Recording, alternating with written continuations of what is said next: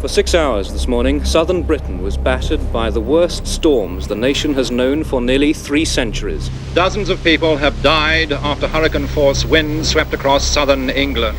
One of the worst-hit areas was Kent, where 7 people are thought to have died. The dawn also revealed the true cost of the storm. 19 people dead, £1 billion of damage and destruction. 1 in 6 householders in the southeast would submit an insurance claim. It wasn't until I switched on the radio in the morning that I heard of the palaver of everything. People couldn't get anywhere. And then I realized, we were in bad trouble. Most people in the south of England will never forget what they saw that morning. Normal life ground to a virtual standstill.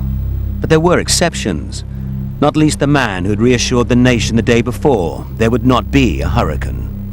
I didn't know a thing about it. I went to work at 4 o'clock in the morning, and as far as I was concerned, there wasn't a problem because I drove to work, and because the roads I drive along actually don't have any trees, I didn't notice anything different.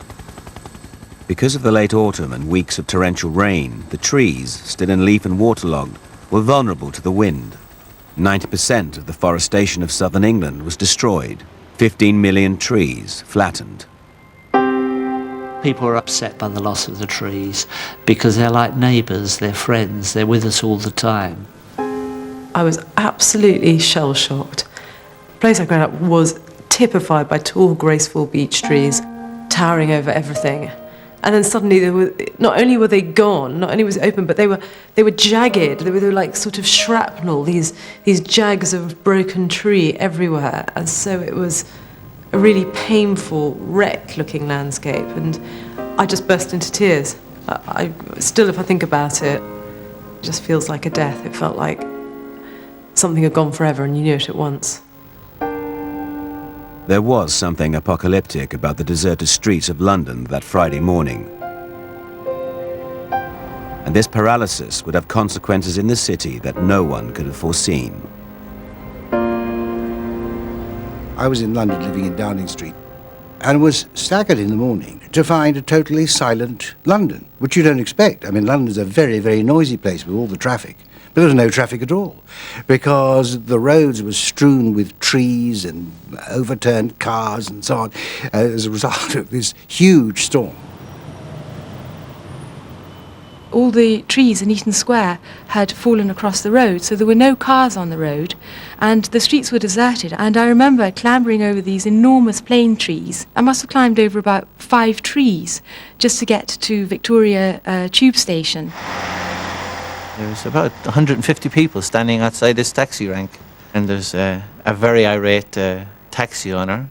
Don't know why he was irate, because he knew he was going to make a fortune that day. Well, we left, I think it was about 10 to 9, and by 10 to 11, we were just going down into the city. There was just cars overturned, trees all over the place, taxis winding in and out, blue flashing lights everywhere. I got to work to find the building that we worked in, Ebgate House, was in pretty well total darkness. All the windows at the front, which overlooked the river, had been blown out, and there was glass everywhere, and the papers all over the place. It was quite an unreal, eerie feeling. It felt like an apocalypse. The problems were only just beginning. By this time, nearly all trading in the city was computer-based. Without power, those few dealers who actually made it into work were severely limited in what they could achieve. I didn't realise until I got into the office and that I think at least half of the workforce hadn't turned up to work. And I saw that SEAC was down and no shares were trading. I felt that this was going to be no ordinary day. The city has all but ground to a halt because of the weather. Hardly any staff have made it into work. The stock exchange computer has gone down, and the only sparse trading that's being done is on the phone. The paralysis in London coincided with a downturn in the global markets that had started the night before on Wall Street. With Asian markets now falling as well, London was unable to react. It was a rare and brave soul who ventured into the markets that morning. We were deluged with stock. I mean, everybody who had managed to get into the office wanted to sell stock. And we stood there, and I think we bought quite a lot of stock for quite a long time. And then I think around about mid-morning, and I'm guessing about 11:30, we decided that things were so bad and not enough traders had got into the market to be able to offset your positions. In other words, you couldn't sell on to another trader. So you were just accumulating more and more stock on your book. So I think we closed about middle of the day. How much did you lose that? Was that 2 hours of trading? I think about 30 million, something of that order. The day was already extraordinary, and for other city people, it was about to become even stranger. I was hanging around in the office when I got a telephone call from a friend of mine, and he said, "What are you doing?" And I said, "Well, actually, I'm in the office." He said, "Don't be ridiculous, nobody else is. Come and have lunch." And he said, "Meet me at Sloane Square Tube in half an hour. I'm taking you to lunch in the country." I said, "We can't get to lunch in the country. England's devastated, all the roads are closed." He said, "I'm taking you in my helicopter." We flew into the countryside. It was devastating, actually. There were copses of woods that were just totally flat. And quite a number of cars piled up and overturned, and it looked as if like there'd been a sort of a bomb dropped on England.